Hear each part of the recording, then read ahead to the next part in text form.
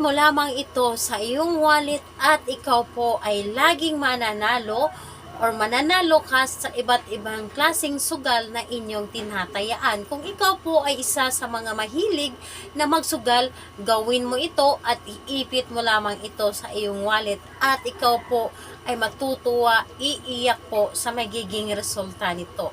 Hello mga guys, kumusta kayo? Panibagong araw, panibagong video na naman tayo. And sa araw na ito ay isa na namang video ang aking ituturo sa inyo na simpleng gabay o simpleng pamamaraan na makakatulong sa atin. At bago ang lahat, gusto ko lang mag-disclaimer sa mga taong hindi naniniwala at hindi gusto ang mga kagaya nitong video. Please skip this video and maghanap kayo ng videos na gustong gusto nyo dahil ang video na ito ay para lamang ito sa mga taong naniniwala and gusto mag-try. Sa lahat po ng mga nag-comment po sa aking videos po, sa mga nare-replyan or ni-replyan ng mga nag-comment din po na dinadala kayo sa WhatsApp, mag-iingat po para iwas scam po kayo. So, ayun po, kung ikaw po ay isa sa mga mahilig magsugal at ang hirap manalo or talagang hindi pa nakaranas na manalo, mahilig ka sa sugal ngunit lagi kang talo, ito ang gagawin mo kung gusto mong manalo palagi sa inyong mga sinusugalan. Gawin mo ito na may lubos na paniniwala at kusang loob or buo ang loob sa paggawa nito. Kung ikaw po ay gustong swertihin, kung ikaw po ay gustong manalo sa anumang gusto mo, kung gusto mong manalo sa anumang tinatayaan mo, gawin mo ito ng taos puso at may positibong pag-iisip. Dahil dito, kailangan natin dito na positive ka upang mas mabilis mo itong mapagana at talagang mananalo ka dito. Dito po ay isa din po ito sa mga nakakatulong sa akin na lagi po akong nanalo sa sugal, sa mga sa mga sweltres. Ayun po, kung kayo din po ay maghihingi ng numero sa akin ay hindi po ako makakabigay sa inyo, kailangan lang natin dito ay gumawa ng pampaswerte upang manalo tayo sa ating mga tinatayaan. So dito kahit sino po ay pwedeng gumawa nito, ang importante lamang ikaw ay naniniwala sa mga ganitong pamahiin at lubos ang paniniwala dito. So ngayon, ang kailangan natin dito na gagamitin sa paggawa ng ritual or pampaswerte na ito is kailangan natin dito ng bulak. So ang bulak po ay isa sa magaan or magaan na bagay upang magaan or mabilis tayong manalo. Bulak po, ito po ang ating kailangan. Bulak at kailangan din natin dito ng 3 pirasong clove. So ito po ang clove ito ay isang bunga ng kahoy. At nabibili po ito sa mga supermarkets or sa mga online app. Lazada po. Lazada or sa Shopee. So ayan po, ito po ay bunga ng isang kahoy. Ang tawag po nito ay clove. And kailangan din po natin dito ng dahon ng laurel. So ayan po, kailangan natin dito ng dahon ng laurel. Ayan. So dahon ng laurel at syempre kailangan natin dito ng marker. Ito po ang mga bagay na ating gagamitin sa paggawa ng ritual na ito upang mabilis tayong manalo or lagi tayong swertihin sa paggawa ng isang ritual. Yes po, isa ito sa mga nakakatulong sa akin upang lagi akong swertihin or lagi akong mananalo sa sugal na gusto kong tatayaan. So, ayun po, kailangan na mag-focus ka at mag-isa ka lamang dito na gumawa at wala pong dapat na nakakaalam. At kung gusto po ninyo para mas mabigyan po energy ang inyong mga ginagawang ritual or pampaswerte, kumuha kayo ng kandilang green. So, ang kandilang green kasi, ito ay optional lamang kung meron po kayo. Pero kung wala kayong kandila, okay na kahit wala itong kandila.